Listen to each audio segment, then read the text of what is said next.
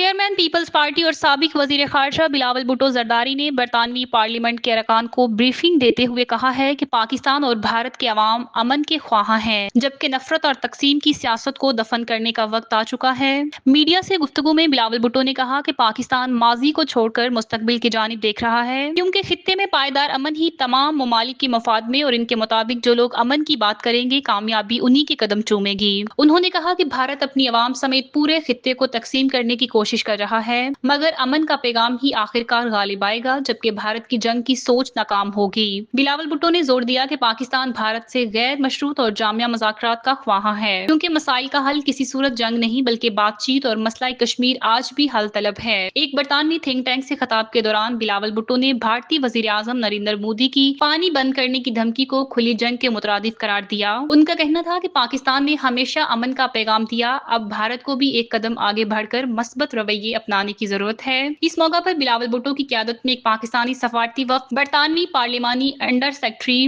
ہمیش فالکن سے ملاقات کی، جس میں بھارتی فوجی اشتعال انگیزیوں اور خطے میں بڑھتی ہوئی کشیدگی پر تفصیلی تبادلہ خیال کیا گیا۔